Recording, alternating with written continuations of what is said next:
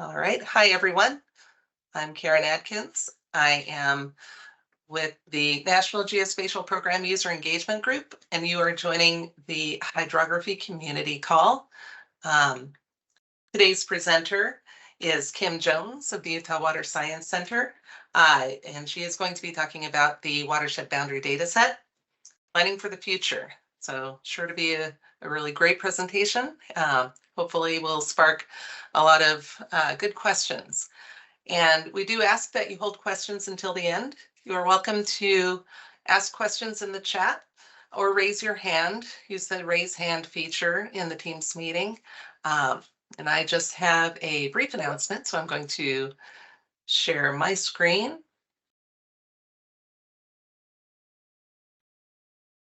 So since we did not have a March hydrography community call, I wanted to make everyone aware that we have refreshed the 3D-HP web map service with new symbology and a new arrangement of some of the symbology. We've kind of grouped some of the hydrolocations for better viewing. We've changed the symbology so overlapping features are easier to identify, and just to make it easier to see some of the feature in polygons as well. So do check that out. You can access the service through the National Map at the National Map Web Services link. And if you do a search on 3D-HP, you will find 3D-HP, but it is under the theme overlays. So I am going to stop sharing and I will turn it over to Kim. Okay. Hello, everyone. So I'm Kimberly Jones. As Karen mentioned, I work out of the Utah Water Science Center with the USGS. I'm the WBD program lead. And I'm going to talk today a little bit about the Watershed Boundary Dataset and our transition to 3D Hydrography Program. I'm going to try leaving my camera on, but we will see how that works. So if it's causing issues with the communication and the presentation, let me know and I will turn it off. Is this okay if this is on? Headphones in. So just a little bit of a background to start. The previous approach to the National Hydrography Dataset was done through a cooperative kind of stewardship program, the development of the NHD, WBD, and NHD Plus high resolution data. It included a broad swath of data. It covered the whole United States and territories in many locations. It was developed collaboratively, with some states being able to do data improvements while other states were not able to do data improvements. And so throughout the whole 2-decade plus history of the data, there began to creep in these inconsistencies between the data across the nation. And so we, as an organization, looked at our data holdings and decided, we really need to kind of take a step back and look at this and start really from scratch again, developing our hydrography data so that it's better aligned, it's more consistent. We're looking at a completely new data, new database, new data model, new data products. So starting really from scratch, with the goal of better aligning vertically, horizontally, and temporally our data, the hydrography data, with the 3D elevation program data, the 3DEP data. And so we've developed a program to start doing this and building on applications and the best practices that have been developed with the 3DEP program. And so many of you have probably seen a lot of these slides already, but it's just we're moving into a new era of developing hydrography data a little bit differently than it had been done in the past. To start, though, really getting into this, I want to talk a little bit about the timeline of the WBD and, you know, where we came from and what the WBD is, and then I'll get into, you know, where we're going with it. So, as mentioned, this is kind of a two-decade plus endeavor. We started with some really kind of small-scale hydrologic units being developed in the 1970s. The WBD was developed as a collaborative effort with NRCS and USGS Water Mission Area.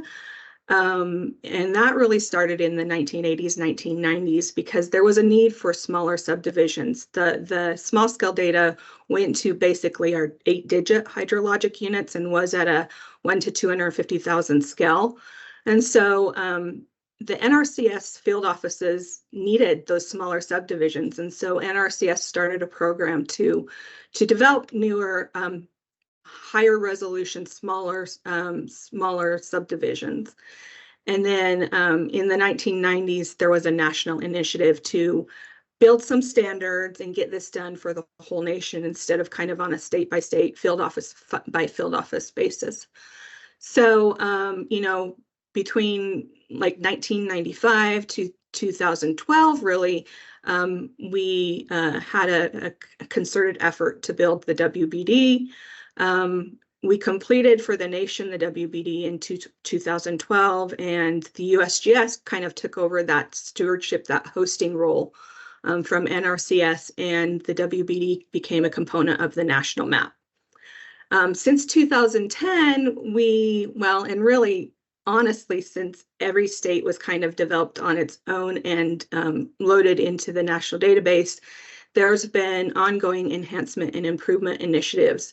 As users use the data, things have been identified and improvements were necessary. So we've been in this kind of maintenance phase for, you know, 10 plus years.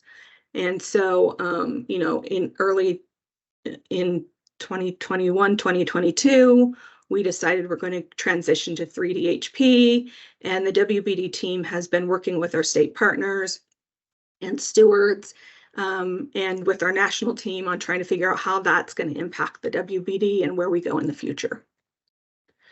So for those of you that don't know what the WBD is, it's a comprehensive collection of hydrologic units at a nested kind of hierarchical level for the surface drainage areas of the United States. And this is complete for the nation down to the 12-digit, which is about 10,000 to 40,000 acres in size for each individual unit. And we also supported in the data model later in the process 2 additional levels, 14 and 16-digit hydrologic units. Those 14 and 16-digit hydrologic units are not available for the whole nation. They were developed kind of on a case-by-case basis. It was optional. And so if you were to download the national database, there are some regions that have them, some areas that have them, and some areas that don't. So not consistent with those smaller subdivisions. As mentioned, this was developed through a collaborative effort with federal, state, local, and private partners. Pretty much on a state-by-state basis, but using a set of standards and specifications that were developed to help guide the development of this data so that there was some consistency across the state data sets. There are actually 7 versions of this, 2 that were published by NRCS and then 5 that were published by USGS. And our final version was published in 2022. It has some pretty major revisions to it and reorganization of that. So if you haven't looked at that recently, I would recommend downloading that specification and taking a look. The WBD was originally created from Heads Up Digitizing and was at a minimum scale of 1 to 24K using the DRGs. As data improvements happened across the nation, those other data sources were used, and that data was improved upon in certain areas. But at a minimum, that's the requirement for developing WBD data. So just a quick look at our data model. The WBD includes a number of polygon feature classes as well as a line feature class. And then there's some tables and some relationship classes. Really, the key components are those line and polygon data sets. And within those, we have value-added attributes. So spatially, the WBD defines where surface water is contained and where it's flowing across the landscape. And so that's pretty, like, the geometry tells you where, where the water would collect up, right? And flow into those streams, flow into those hydrography features. The attribution in the WBD provided some additional basic intelligence of the data. So it included things like a unique identifier, the HUC code, a name was included to kind of add that local hydrologic geographic kind of identity to where this was located, that unit was located. We have a 2HUC field that indicates kind of rudimentary flow direction. Basically, it's the downstream code for the next downstream hydrologic unit. So if you were, had a little bit of programming skills, you could trace that network, right? You could trace up and down the hydrologic units to find what's upstream, what's downstream. We also included on the lines and polygons what we call an HU mod or modification, and these describe kind of predominant features or conditions that affect either where the boundary was located or how the water flowed within or between hydrologic units. So things like, hey, is there a major reservoir and a dam that's holding water back? Hey, is there interbasin transfer through a canal, a ditch? A pipeline. Hey, did the boundary change because a road was put in and now the highest point on the landscape is the top of the road, right? So maybe a transportation feature to identify, things that would impact how the water moved within and between units. We also included a type. So, hey, does this have a single outlet? Is it a braided system that has multiple outlets? Is it a closed basin? Does everything flow internally within this unit? Is it a frontal area where we have a lot of little different hydro systems flowing to a coastal area? Is it mostly water? So that HU type gives you a little bit more of an indication of what type of outlet and what type of features are within that hydrologic unit. And then I think on the line, we have what we call the line source, and that provides information for each line segment about the base data that was used to create that source. I mean, that boundary. So as mentioned, the minimum base data requirements was the 24K DRG, USGS 24K topographic maps. Improvements throughout the history of the WBD included using the 10-meter 3DUP data. And as states begin to collect LiDAR data, there are areas that have been updated with higher resolution, LiDAR-based DEMs. So just a comparison. Not a lot of change in this area between the DRG and the 10-meter 3DUP data, which is kind of to be expected. But where we started using the LiDAR data as a program, you could see drastic changes to the geometry at that higher resolution, higher scale. So as mentioned, we did track line source on that line source field. So I did kind of a little back of the envelope calculation of line source for every line in the WBD. And there's approximately 85 different unique sources that were used to create the WBD over its history. And those were used in a combination of over 800 unique combinations of those sources. So it could be like DRG 24 with some imagery and the NHD.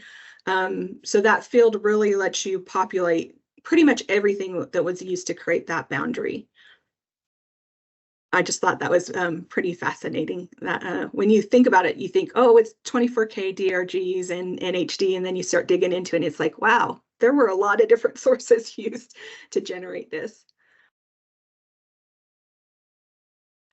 So as mentioned, we had in our National Hydrography Program, we had 3 core data sets, 3 different data models, a half a dozen or so tools that were being managed. Those, the data models, the data sets were getting a little complex and complicated, and it was just getting a little hard to manage in any kind of, cohesive fashion.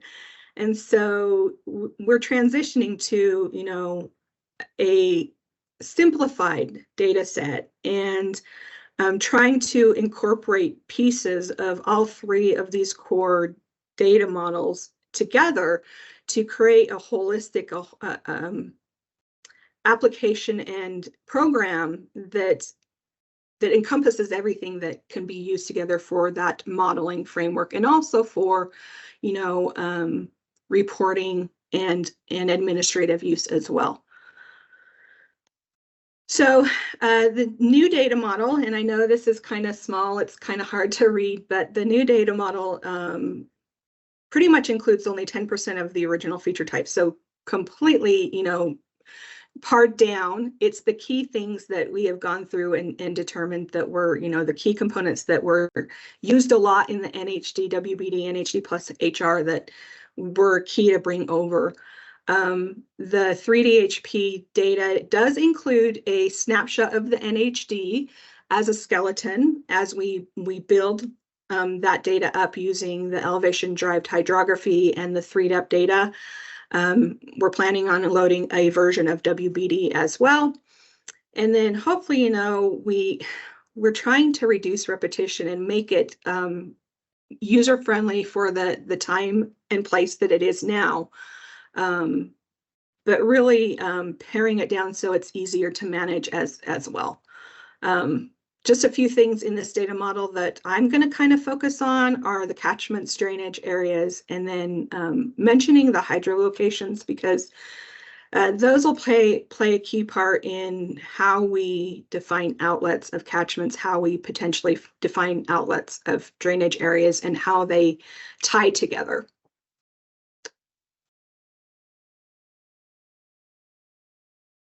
So as Karen mentioned earlier on, we do have the data is being produced as web services. Right now it's a web map service, and we're hoping to have a web feature service soon. And I just wanted to show this again to show that we do have that NHD version in there. We are starting to load elevation-derived hydrography. There is a sample EDH data set that was loaded in Alaska 1905-0401. I call that out because there is catchment data there that's been developed. So if you're interested in looking at, what the catchments are going to look like with the hydrography data, that is an area that you could go to kind of view that. And again, kind of focusing on, those drainage areas, catchments, and the hydro locations, and in particular, the ones that are like those confluences, catchment outlets.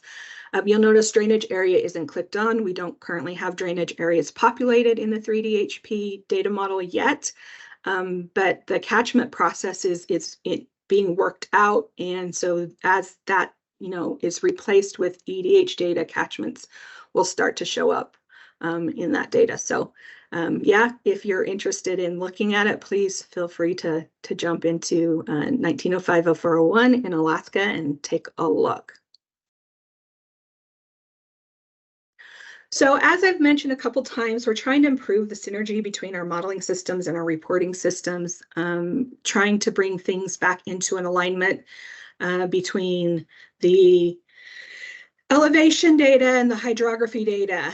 And so the drainage areas, the way that we're going to do that with our drainage areas is we're going to derive our drainage areas, and we're using the term drainage areas in place of WBD, trying to make a clear distinction between the WBD program that was developed a certain way and this new program, 3DHP, that is being derived differently. And so they'll be called, right now at least, 3DHP drainage areas.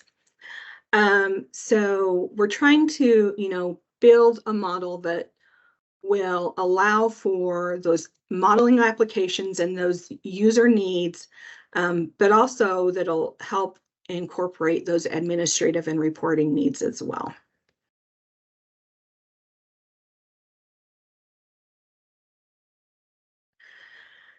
So I just want to do a quick breakdown on what you're seeing in 3DHP catchments versus NHD plus HR catchments. If you're used to using the NHD plus HR catchments, there are some slight differences that you're going to see.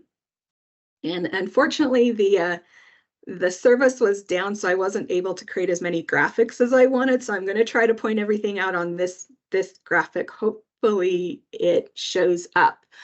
So on the left-hand side, we have the NHD plus HR catchments. And those were developed pretty much for everything that was in network within the NHD version of the snapshot that was loaded into the NHD plus HR process.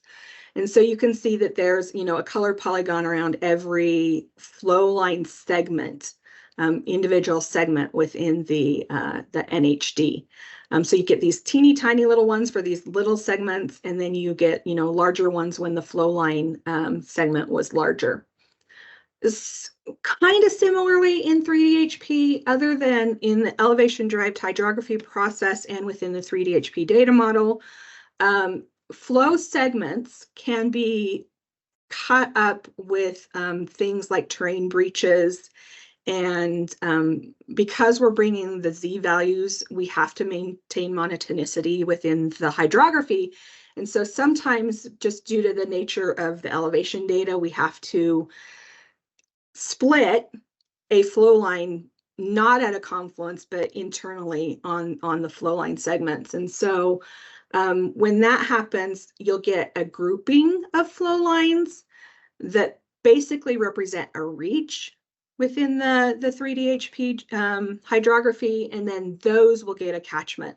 So you might be looking at the data in the 3DHP catchments and notice that there's multiple line segments that are all kind of grouped together, and it's because they really represent the same flow segment, that reach, but that just because of the nature of how we're developing it to define those culverts, to define those terrain breaches, we had to split our flow lines up to identify those. I think the other big thing to point out is that we're adding headwater catchments. So there's not actually a flow line in these headwater catchments, but we felt it was pretty important. There's a lot of people who wanted to know what was the headwater of an area, right? Of a flow feature. What area contributed to the start of that feature, right? And so in the NHD plus HR catchments, you'll notice that there's not everything upstream is all included with the first reach that's delineated. In 3DHP catchments. We do have headwater catchments, and so that is another thing to kind of point out that's different in the data.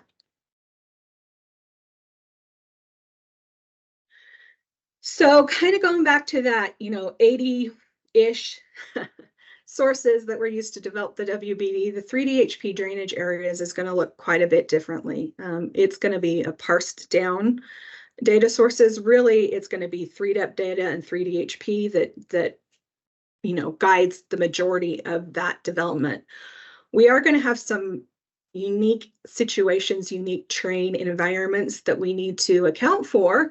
And so these are just some potential additional sources that might be used to help drive the catchments in the drainage areas. So, we're working with our partners in Canada and Mexico. We do have WBD and hydrography in the NHD that was harmonized with our partners. And so those data sets include data within Canada and Mexico. And, we're trying to figure out how is that going to transition in 3DHP. So there may be Canadian data and data from Mexico as well.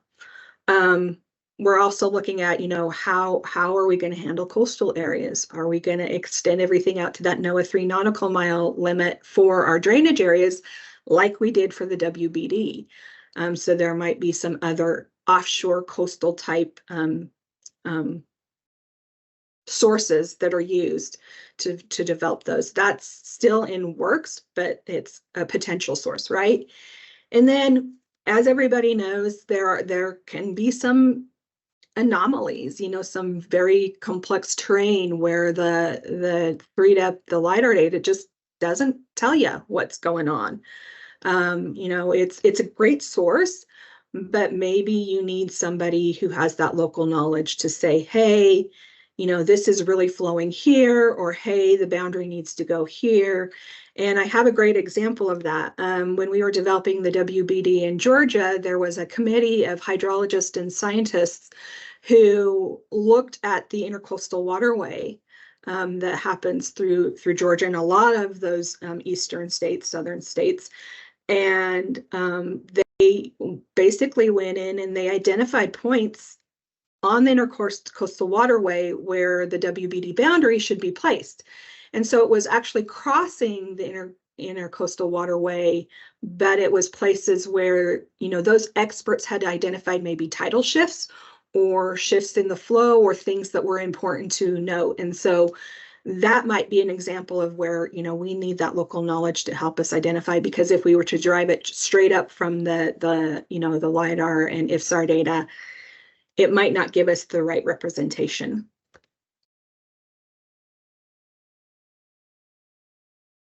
Pardon me, just one second. So as we are moving to 3DHP drainage areas, we have a national team of experts who is working on a number of different efforts to prepare this data, the WBD, for that transition to 3DHP drainage areas, with a goal of, one, publishing a final snapshot of the WBD, and our time frame for that is September, October. There's a lot to do, and we're pretty much on track, and so hopefully that will happen, that we'll publish that final snapshot. And then we are going to create a version of WBD that will be loaded into 3DHP as that skeleton, similar to what the NHD is, that will be used to help guide the new elevation-based drainage areas, and potentially, you know, how we're defining the EDH data as well. So, and I say a version, it's going to be slightly different from that final snapshot, and I'll explain why in just a little bit. In addition to those kind of editing and review and technical kind of things that we're doing on that, we're also working with the 3DHP team on, you know, what does the drainage area schema look like? We need to start drafting specifications. What are our requirements for drainage areas? What are the things that are in the WBD that are used a lot and useful and should be carried over in some fashion? And then there's potentially things within the WBD that people don't use a ton. And so, you know, we need just to reevaluate that. We also need to evaluate, and we have been, you know, what isn't contained in the WBD that would be useful in a drainage area data set. So we're looking at things like, you know, it would be nice to be able to identify a main stem through the whole system, you know, like every 12 digit that has that main stem, right? Or, hey, it sure would be nice to be able to trace upstream and downstream on the catchments in the hydrologic units or the drainage areas without having to know, you know, some sort of coding to build a tool on the user side. And so is there something in the data model that we can include to help with that? We don't know for sure. That's all in thought, but just to throw out some ideas of things that we have been thinking about. And then just like the NHD, as you know, the hydrography is updated with the elevation derived hydrography data, so that better, higher resolution data. The drainage area data sets will be improved upon using those catchments. So the WBD is our starting point. That snapshot will be our starting point. And then as things get updated with the hydrography, the drainage areas will also be updated. So what has the national team been working on to try to prepare for this? And so we're looking at how HU types have been used across the whole national database. Have they been used consistently? Do we have concerns? One of the things that popped up was our use of closed basins. And so we had a set of tools that were developed to kind of help us with some QA/QC processes. And so we used those tools to identify standard units that could potentially be closed basins. And then we also did the reverse and found things that were coded as closed basins that, maybe weren't necessarily really closed basins. And so we identified, those questionable units and then worked with our state partners and our state stewards to kind of, figure out, hey, what should it really be coded as closed or standard with, flow from one unit to another. And so we did that, and that is complete for the nation. We are working on a process to add reference GNS ID to the WBD for as we migrate to 3D-HP. One of the components of the 3D-HP data model is using the GNS ID to identify the name of features. It's a process that will make it easier for us to maintain the names within our database. And so we felt that it was important to get those updated in the WBD. So we have a good starting point when it goes into 3D-HP. So there was a markup application out there for many years where the user community could put in potential issues with the data or areas that needed to be improved upon. So our technical editors reviewed the outstanding markups. That it included 143 markups across 45 states and coordinated with our state stewards and got those implemented, the ones that were valid improvements, got those implemented in the database. So those have been complete for the nation. And as always, with a large national data set that has multiple feature classes, we tend to have, topology issues that creep in, little teeny tiny gaps and overlaps and things that just don't look great. And so we are in the process of reviewing at a national level the topology between all of our data sets. So every polygon data set and the line data set, to make sure that they're all in alignment before we move to that final snapshot and the versions that's going to be loaded into 3D-HP. So pretty big endeavor, and if I'm honest, our pro is complicating it a little bit, but our plan is to get it done. So that's a big one for us. We also have a couple additional things that we're looking at. One of them is for all areas along the Mexico and Canadian border, we went ahead and added in everything upstream that was flowing into the United States. So the full drainage area upstream that was flowing into the United States. So for the Columbia River, for the Great Lakes, for the St. Mary Milk, for the Souris River, we looked at, the Canadian border, and we added those HOC8 units in. We started that work in the Yukon and British Columbia, but it hasn't been completed. So we feel to have a consistent data set that looks the same across the whole nation, that it's important for us to get those Canadian 8-digit hydrologic units into our WBD data, just so that, that final snapshot is consistent across the whole nation. And then we're also looking at the 12-digit outlets as they pertain to the main stems that are being applied in the 3D-HP data.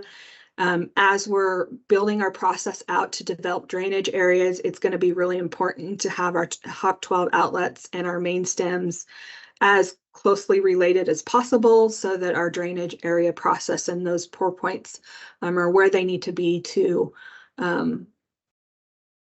aggregate up the appropriate catchments as we move into this new system.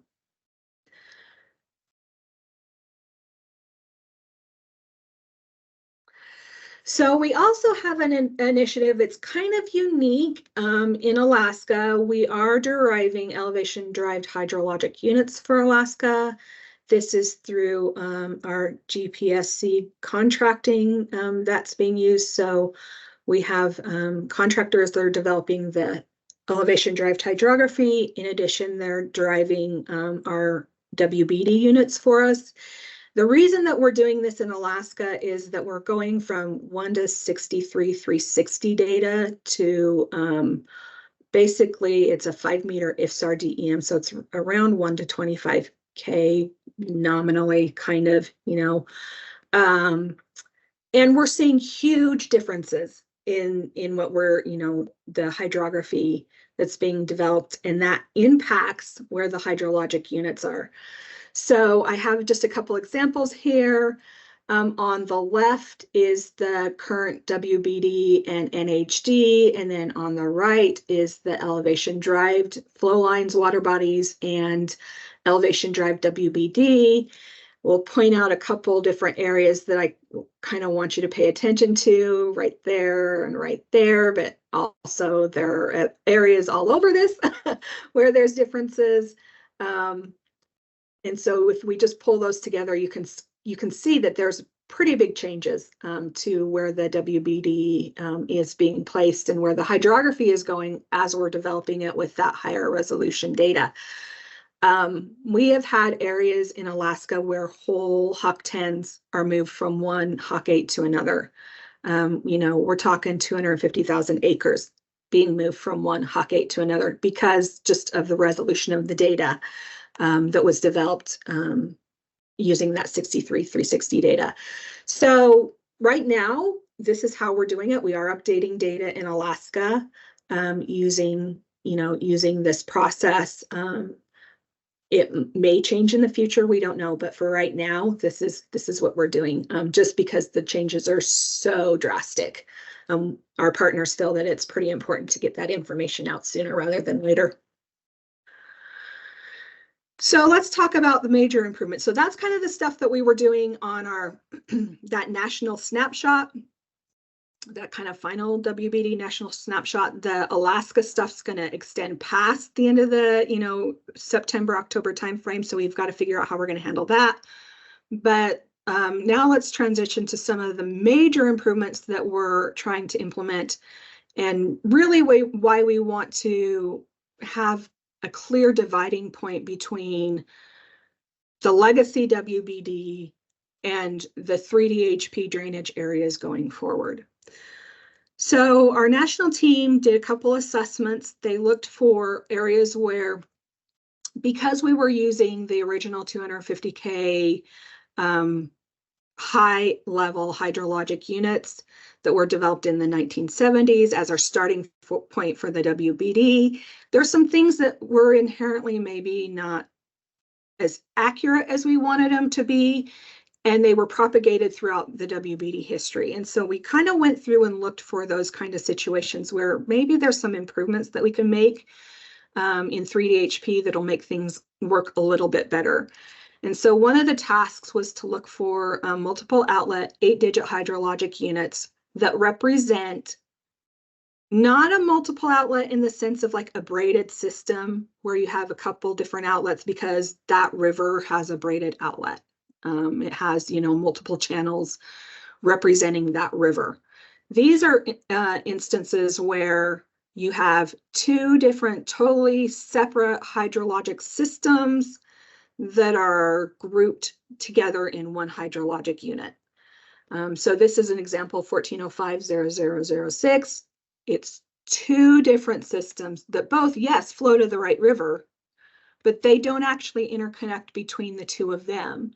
And so, you know, we're thinking about, hey, this is an area where we could potentially split this into two new drainage area units and have it make more sense.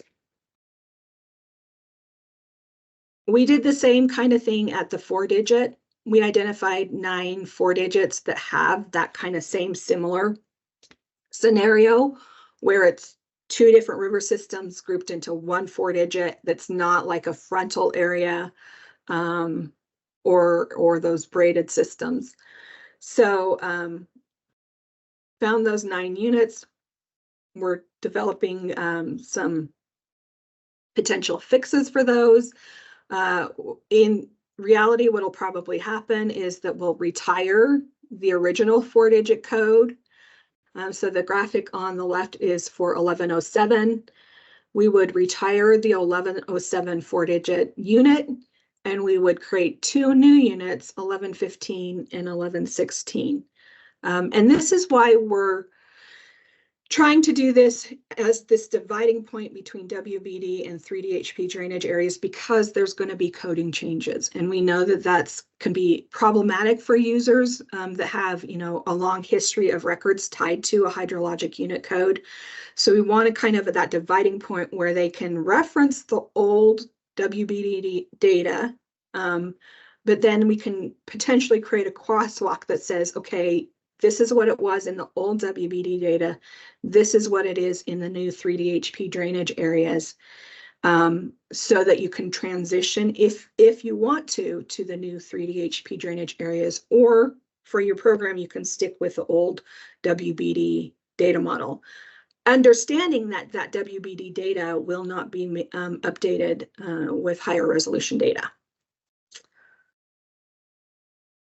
So that's just another example, switched over to where we would, create new 8 digits with the new codes, and then it would propagate down to the 10s, and it would propagate down to the 12s. So it's when we do these coding changes for this, 3DHP version, it has the potential to change, hundreds, if not thousands, of hydrologic unit codes. So we're also looking at areas where, there have been questions about, hey, did we delineate this right to start with? Long Island Sound is one of those areas where it's actually at the region level. So the 2-digit that we're looking at this and saying, region 1 contributes. So region 1 is the graphic on the, kind of this graphic on the left. Region 1 contributes to Long Island Sound, but it also contributes to the Atlantic Ocean.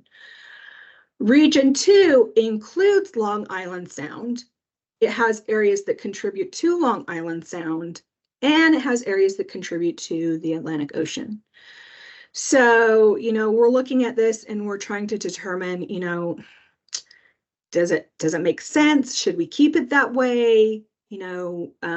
Should we split Long Island Sound as its own region? Should we just move everything that's flowing into the Long Island Sound into one region, whether it's region 1 or region 2? We're outlining all those different options, and then trying to identify what's the best solution to mitigate potential issues as we move into 3DHP for users, but also for our processing. It was kind of painful to process NHD plus HR data, well, NHD plus data period, in Long Island due to this subdivision between the regions, just because of processing units and how things were, the value added attributes and derivatives were calculated. It can cause some issues. So that's one area that we're looking at, and could be a really large change to data. The other one that we're looking at is the Mississippi Delta. So region 8 is the lower Mississippi River. It includes the outlet of the Mississippi River, but it also includes portions of coastal areas draining into the Gulf of Mexico, including the Atchafalaya River and Lake Pontchartrain, plus other coastal areas outside of those features. And so we're looking at that and trying to determine, like the Atchafalaya River, 30% of the Mississippi drains to it, but the Atchafalaya doesn't actually ever contribute back to the Mississippi River. At least that's how I understand it from the experts on the ground. And so, determining, hey, does it really belong with the Mississippi, or does it belong somewhere else? And then the same with, like Pontchartrain. The way I was told, it's only during extreme flooding events that there's any interaction between the Mississippi and Lake Pontchartrain. So those are kind of the two big areas that we're looking at that could potentially have some regional changes where data is being moved to different regions. And so we need to weigh the benefits and the costs, like what are the impacts to our users versus what are the benefits of having that clear dividing point in our process and, separating this data and making these improvements. So those are kind of the things that we're looking at. There may be some potential other areas that we may need to take another look at. It depends on resources and time, if we're going to get to those, or if those are things that we potentially will have to make improvements in as we get to 3DHP. So that's all I have. I do want to throw up here that this is our national edit team. It includes myself, Lily Nignami, out of the USGS National Geospatial Technical Operations Center. And then also within the Utah Water Science Center, we have two team editors, Brittany Gold and Cheryl Boyk. And our contact information is there, as well as a link to the WBD data and also the 3DHP data, so you can learn more about that. Thank you very much, Kim. That was excellent. And I did want to let everyone know that the next hydrography community call is Tuesday, March 28th, 2024 at 1 p.m. Eastern Daylight Time or 10 a.m. Pacific Daylight Time. And our topic will be understanding the transition from NHD plus HR to 3DHP. And our presenter will be Al Ray, Senior Advisor for Hydrography Science and Applications for the National Geospatial Program. So we'll get to hear Al next month, so please join us. Oh, thank you. Did I say March? Yes, that should be May 28th. Apologies. I'm going backwards in time. But thank you, everyone, for joining. Really appreciate the great questions today. And we will talk with you next month. Take care, everyone.